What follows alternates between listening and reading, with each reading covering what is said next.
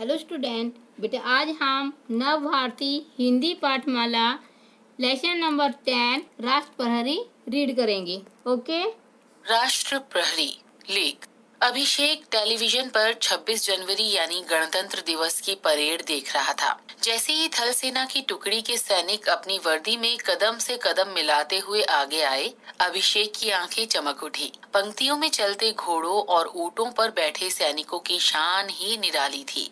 अभिषेक को एक के पीछे एक आती सेना के सभी अंगों की टुकड़ियां आकर्षित कर रही थी। वह सोचने लगा, मैं बड़ा होकर क्या बनूंगा? क्या मैं भी ऐसी वर्दी पहनकर शान से परेड में भाग ले सकूंगा? ऐसा करने का अभिषेक मन ही मन संकल्प कर बैठा। दूसरे दिन अभिषेक ने पुस्तकालय से भारतीय सेना पर एक पुस्तक पढ़ने के लिए ली। घर आते ही वह पुस्तक पढ़ने लगा, जिसमें लिखा था, किसी भी देश की सीमाओं की सुरक्षा का दायित्व उसकी सेना पर होता है। भारतीय सेना के 3 अंग हैं, थल सेना, वायु सेना और जल सेना। बेटा भारतीय सेना कितने अंग होते हैं? 3 अंग है, थल सेना, वायु सेना और जल सेना। सेना के सैनिक भूमि अथवा थल पर युद्ध करते हैं। थल सेना में सैनिकों की संख्या सबसे अधिक होती है। एक तरफ हिमालय की ठिठुरती सर्दी और दूसरी तरफ रेत के तूफानों की परवाह न करते हुए सेना के वीर सिपाही हर दम सचेत रहकर अपने देश की सीमाओं की रक्षा करते हैं। थल सैनिकों की वर्दी का रंग गहरा हरा होता है। वायुसेना युद्ध के समय हवाई हमलों से देश की रक्षा करती है और थल सेना को आगे बढ़ने में मदद देती है। साथ ही शत्रुओं के ठिकानों और विमानों पर आक्रमण कर शत्रु पक्ष की ताकत को कम कर देती है। वायुसेना नौसेना की भी सहायता करती है। घायलों को अस्पताल तक ले जाने तथा संकट में घिरे नागरिकों को सुरक्षित स्थानों तक पहुंचाने में भी वायुसेना अहम भूमिका निभाती है। नीली वर्दी में सजे वायुसेना के सैनिक हर दम सजग और सतर्क रहते हैं। हमारे देश की जल सेना देश के समुद्री तटों और समुद्री सीमाओं की रक्षा करती है। जल सैनिक समुद्री लड़ाई में कुशल होते हैं और जल की सतह और गहराई दोनों में प्रहार करने में सक्षम होते हैं। जल सेना के सैनिकों की वर्दी का रंग सफेद होता है। सेना के इन 3 प्रमुख अंगों की सहायता के लिए और भी महत्वपूर्ण इकाइयां होती हैं, जो युद्ध के हथियार, विभिन्न उपकरण, दवाइयां, कपड़े आदि एक स्थान से दूसरे स्थान तक भेजती हैं। युद्ध के समय इनकी चुस्ती और फुर्ती देखते ही बनती है। सेना को ये किसी तरह की कोई कमी महसूस नहीं होने देती। एक अच्छे सैनिक के गुण हैं देशभक्ति, सजगता, साहस, धैर्य और अनुशासन। भारतीय सैनिकों में ये गुण कूट कूट कर भरे हैं। यही नहीं, बाढ़, तूफान, भूकंप, सूखा आदि प्राकृतिक विपदाओं के समय वे जिस प्रकार जनता की सहायता करते हैं, इससे उनकी सेवा भाव का भी परिचय मिलता है।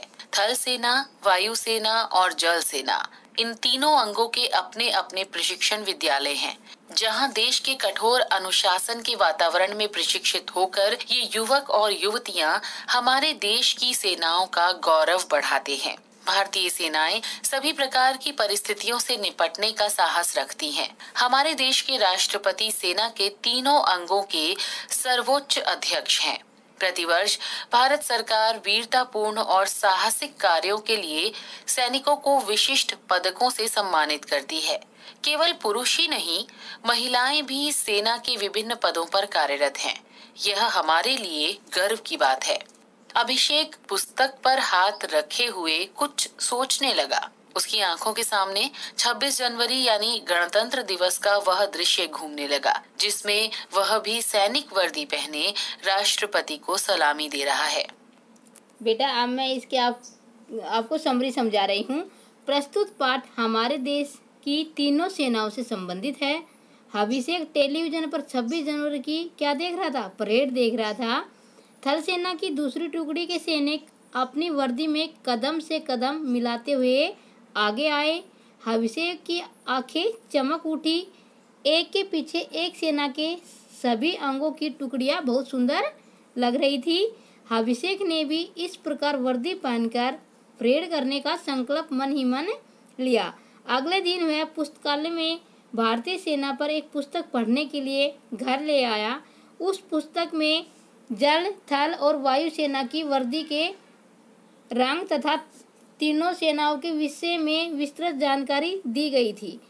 किस प्रकार थल सेना के सैनिक समस्याओं से जूझते हुए हमारे देश की सीमाओं पर पहरा देते हैं, वायु सेना हवाई हमलों से हमारी रक्षा करती है और जल सेना समुद्री तटों और सीमाओं की रक्षा करती है। भारतीय सेनाओं के सर्वोच्च अध्यक्ष हमारे देश के राष्ट्रपति हैं, जो प्रतिवर्ष वीरतापूर्ण कार्यों के लिए सैनिकों को विशिष्ट पदों से सम्मानित करते हैं। अभिषेक पुस्तक पर हाथ रखकर कुछ सोचने लगा। उसकी आंखों के सामने 26 जनवरी का वह दृश्य घूमने लगा जिसमें वह भी सैनिकों की वर्दी में राष्ट्रपति को सलामी दे रहा था। बेटा, इसका संदेश है हमें अपने देश के सैनिकों पर गर्व होना चाहिए। ये लेसन आपने अच्छे से रीड करना है। इसके बाद आपको इस लेसन के शब्दार्थ और क्वेश्चन आंसर फेयर नोटबुक में करने हैं। ओके बेटा, अब हम करेंगे इस लेसन के मौखिक प्रश्न उत्तर। सबसे पहले प्रश्न नंबर 1 हमारा 26 जनवरी के दिन क्या क्या होता है। इसका उत्तर हम लिखेंगे 26 जनवरी के दिन परेड निकलती है, सांस्कृतिक कार्यक्रमों की झांकियां निकलती हैं तथा वीर सैनिकों व बच्चों को सम्मानित किया जाता है। प्रश्न नंबर 2 है जल सेना, थल सेना और वायु सेना की वर्दी किस किस रंग की होती है। इसका उत्तर हम लिखेंगे थल सेना की वर्दी का रंग गहरा हरा होता है, जल सेना की वर्दी का रंग सफेद होता है और वायु सेना की वर्दी का रंग नीला होता है। प्रश्न नंबर 3 हमारा वायु सेना बाकी दोनों सेनाओं की मदद किस तरह करती है। इसका उत्तर है वायु सेना थल सेना को आगे बढ़ने में मदद करती है, शत्रुओं को ठिकाने और विमानों पर आक्रमण कर शत्रु पक्ष की ताकत को कम करती है। वायु सेना नौसेना की भी मदद करती है, घायलों को अस्पताल तक ले जाने व संकट में घिरे नागरिकों को सुरक्षित स्थानों तक पहुंचाने में भी वायु सेना अहम भूमिका निभाती है। प्रश्न नंबर 4 है हमारा पाठ को पढ़ने के बाद आपके मन में सैनिकों के लिए कैसी भावना उत्पन्न हुई। इसका उत्तर है पाठ को पढ़ने के बाद हमारे मन में सैनिकों के लिए श्रद्धा व आदर की भावना उत्पन्न हुई। ये है बेटा आपके मौखिक प्रश्न उत्तर। अब मैं आपको करवा रही हूँ लिखित प्रश्न उत्तर। प्रश्न नंबर 1 अभिषेक के मन ही मन क्या संकल्प किया। अभिषेक ने बड़े होकर वर्दी पहनकर परेड में भाग लेने का संकल्प लिया। प्रश्न नंबर 2 है हमारा भारतीय सेना के 3 अंग कौन कौन से हैं। इसका उत्तर है भारतीय सेना के 3 अंग है जल सेना, थल सेना व वायु सेना। प्रश्न नंबर 3 थल सेना को किन किन कठिनाइयों का सामना करना पड़ता है। इसका उत्तर है एक तरफ हिमालय की ठिठुरती सर्दी और दूसरी तरफ रेत के तूफानों की परवाह न करते हुए थल सेना के वीर सिपाही हरदम सचेत रहकर अपने देश की सीमाओं की रक्षा करते हैं। प्रश्न नंबर 4 है एक अच्छे सैनिक के अंदर कौन कौन से गुण होते हैं। इसका उत्तर है अच्छे सैनिक के अंदर देशभक्ति, सजगता, साहस, धैर्य, अनुशासन आदि गुण होते हैं। प्रश्न नंबर 5 सेना के 3 अंगों का अध्यक्ष कौन होता है तथा भारत सरकार सैनिकों को कैसे सम्मानित करती है। इसका उत्तर है राष्ट्रपति सेना के तीनों अंगों के सर्वोच्च अध्यक्ष हैं। प्रतिवर्ष भारत सरकार वीरतापूर्वक और साहसिक कार्यों के लिए सैनिकों को विशिष्ट पदों से सम्मानित करती है। प्रश्न नंबर 6 पाठ के अंत में अभिषेक की आंखों के सामने कैसा दृश्य घूमने लगा। इसका उत्तर है अभिषेक की आंखों के सामने 26 जनवरी का वह दृश्य घूमने लगा जिसमें वह भी सैनिक वर्दी पहने राष्ट्रपति को सलामी दे रहा है। ये है बेटा आपके लिखित प्रश्न उत्तर। ये आपको फेयर नोटबुक में करने हैं। ओके।